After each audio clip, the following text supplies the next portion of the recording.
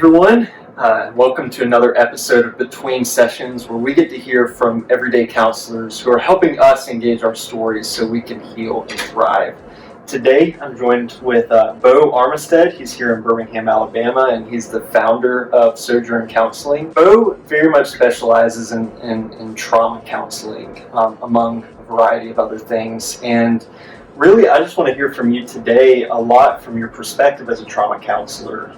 How do you define trauma, maybe from a neurobiological standpoint, but also from a relational or a social standpoint? So kind of how I define it or describe it to my clients is that our brain is like a filing cabinet, and everything we experience on an everyday life just gets processed and filed away. So if we experience any normal day and don't experience trauma on that day, and if we go to sleep that night and we actually sleep and experience rapid eye movement sleep, that's our brain processing the events of our day and filing everything away. And so we have this nice, tidy filing system in our brain. And again, if it's a normal day, it gets filed away.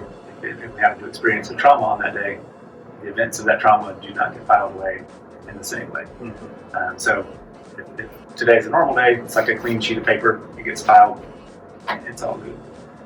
If we experience a trauma, it's like taking that sheet of paper, wadding it up, and throwing it on top of the file cabinet. Mm-hmm. It has nowhere to go. It has nowhere to be. It just hangs out there. Yeah. So all the sight, sound, smells, physical sensations, emotions connected to that trauma are just right beneath the surface. And that's kind of why we experience hypervigilance, nightmares, flashbacks, because of all of the things associated with the trauma. Our brain kind of is going about looking in our current environment for the things associated with or that might remind our brain, our body of that previous trauma. It's kind of scan mode all the time to detect those things to prevent us from experiencing that thing again. It changes how our brain operates. It changes how we feel about ourselves and the world around us. It changes our relationships because now we're constantly on alert, constantly hyper aware, constantly trying to avoid entering into a situation like that again. Well, not everyone who experiences a traumatic event is going to end up living with post-traumatic stress. Some will, some won't, or reasons why. But really, big T traumas, the way I sort of describe a big T trauma is this event happened and it changed the course of life from that point on. And that's kind of the things that everyone's familiar with, combat, rape, assault, crime, accidents, these things that literally change the course of your life after you experience that thing. But there are, little T traumas. Little T traumas are the things that we experience throughout the course of life that we sort of accumulate that inform us, probably inaccurately inform us of who we are and what the world around us is like, because we've received messaging from little T traumas that say, this is who you are and this is what the world is, and those things aren't always true. Now, I had the privilege of hearing you speak a few times back in the fall, and a quote that stuck out to me, you said that trauma is not who we are, it's how we are. Could you expand on that a little bit, especially to what you just shared? When we experience things in life that are traumatizing, it changes how we are. It doesn't change who we are as a person, but it does. It changes how I'm able to enter into a relationship. It changes how I view myself. It changes how I view the world around me and enter into day-to-day life. So how I am can be very different based on my trauma, but in no way does that change who I am. And the cool thing about that is that something that I say to my clients all the time, and kind of a message that I like to preach, is that there is hope for healing.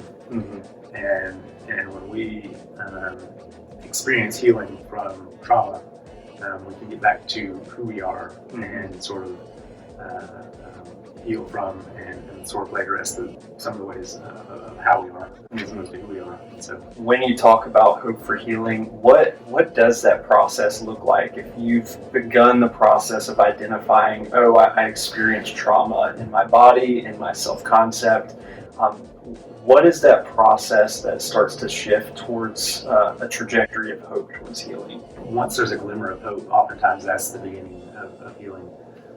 And sometimes I'll have to, I tell my clients, hey, I know you might not have hope right now, but I have hope for you. Mm-hmm. And so if you can depend on my hope for you in this moment, then we're going to get to where you feel hope, and that's going to increase into seeing healing.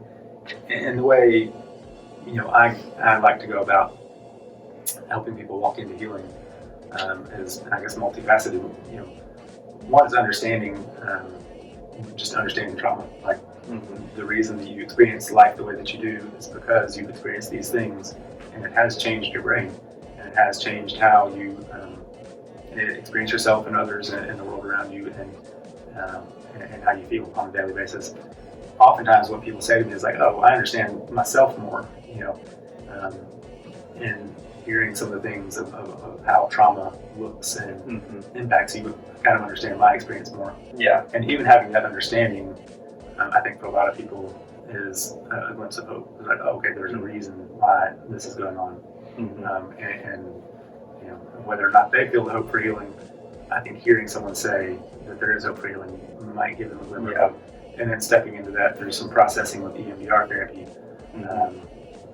which is kind of my go-to. It's very effective and efficient therapy for processing trauma. And combined with something else we do here at Sojourn is microcurrent neurofeedback. And those two things really, in my opinion, are like a double whammy approach to healing. Well, Beau, thank you for your time. It's been incredible to hear from you. Again, this is another great episode of Between Sessions. Hope we'll see you next time.